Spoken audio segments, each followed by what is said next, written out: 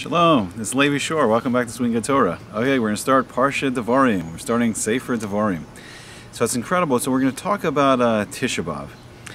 And what's so fascinating about Tisha B'Av is, you know, a day of mourning. It's the greatest day of mourning, where we're mourning for the destruction of the Beis HaMikdashes, the two temples in Yerushalayim and Jerusalem.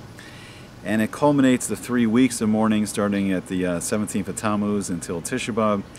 And it's 3 weeks of mourning, and it's one of the saddest times of the year for the Jewish people.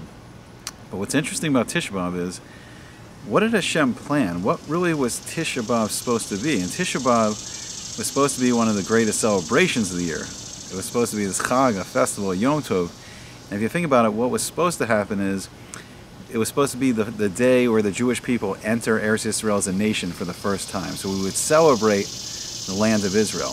But unfortunately, we listened to the Lashon Hara of the spies, and we didn't go into Eretz Yisrael. We didn't conquer it right then, and it became a day of mourning, and it became a day of the destruction of the two temples, and it became one of the saddest days of the year. But in the future, and it's interesting too, the Gemara says that Mashiach will be born on Tisha B'Av, so I don't know if that means that the Mashiach's birthday will be exactly on Tisha B'Av, or just this spirit of Teshuvah, reawakening, Ruach of the Mashiach, the spirit of the Mashiach.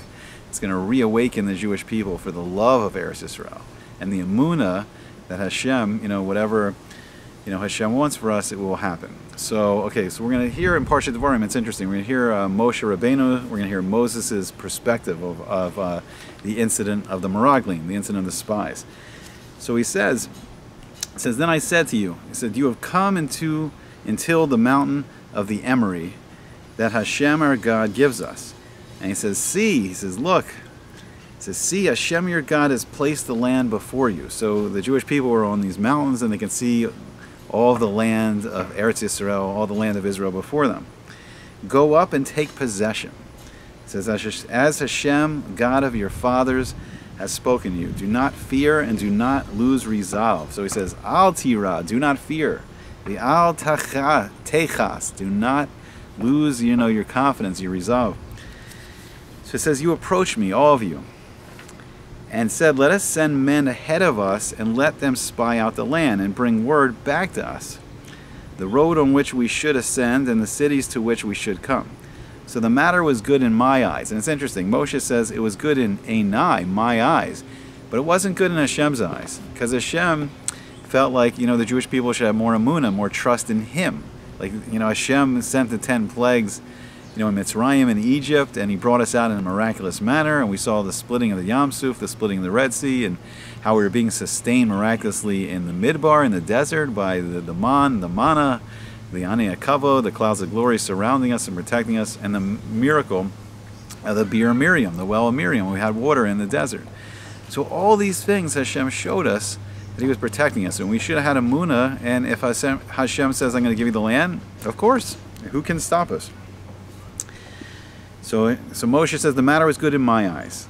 So I took from you 12 men, 1 man from each tribe, and he took Tzaddikim, some of the greatest of each tribe, and they turned and they ascended the mountain, and they came until the valley of Eshcol, and they spied it out.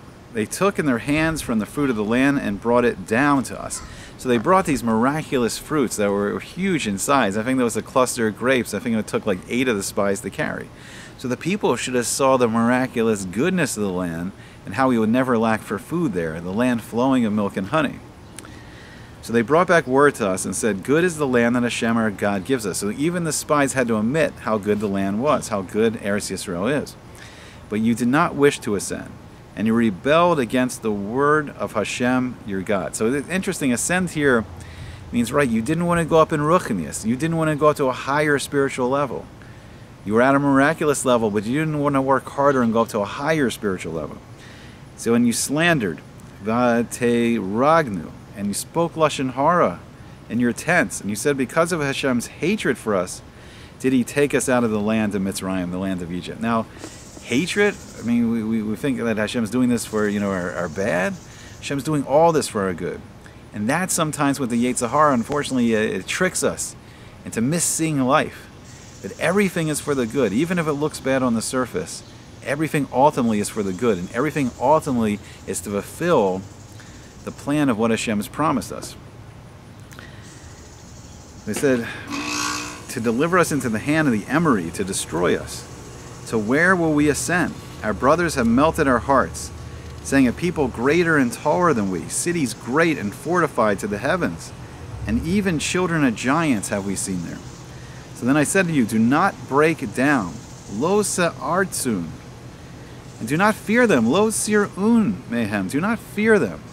Hashem, your God, who goes before you, He will do battle for you, like everything He did for you in Mitzrayim and Egypt, before your eyes and in the wilderness, as you have seen that Hashem, your God, carried you, as a man carries his son, on the entire way that you traveled until you arrived at this place. Yet in this matter you do not believe in Hashem, your God, who goes before you on the way to seek out for you a place for you to camp, with fire by night to show you the road that you should travel, and with a cloud by day. So the Shekhinah miraculously lived with us. The physical manifestation of Hashem lived with us so we could see it.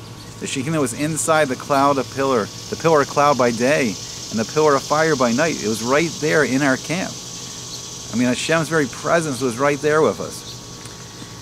So Hashem heard the sound of your words, and he was angered, and he swore, saying, if even a man of these people, this evil generation, will see the good land that I swore to give to your fathers, except for Kalev ben Yefuneh, he will see it, and to him will I give the land upon which he walked, and to his children, because he followed Hashem wholeheartedly.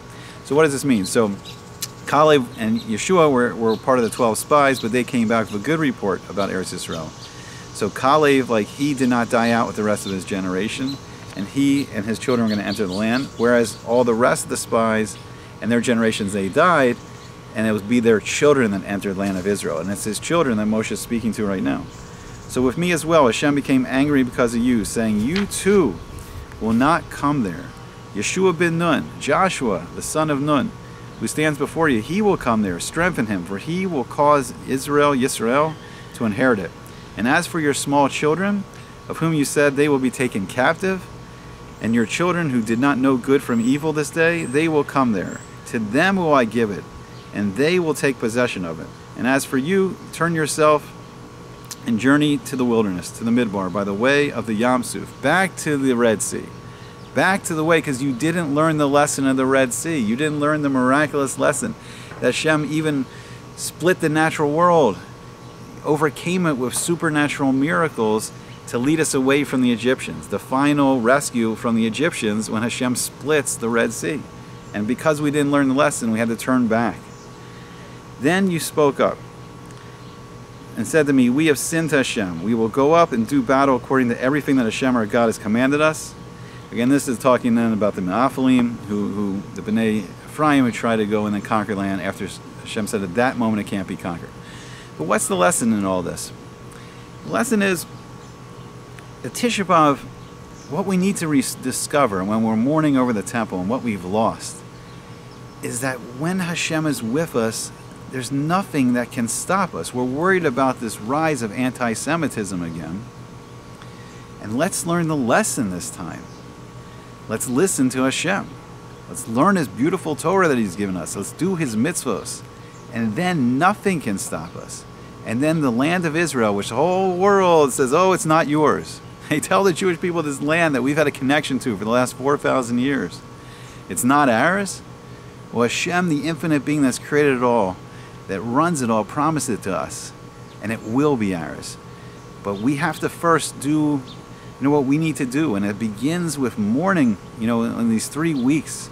And looking inside ourselves and doing teshuvah and seeing what we're doing wrong. Are we arguing too much with people about silly things? We need to be kinder, more, filled with rachamim, compassion for each other. And that, and by learning the Torah and doing the mitzvahs and being kinder and compassionate with each other, then eventually we will see Tisha B'Av turn to a day of great celebration until a day of mourning. All right, I hope you enjoyed it. I hope to see you back again soon on Sweet Good Torah.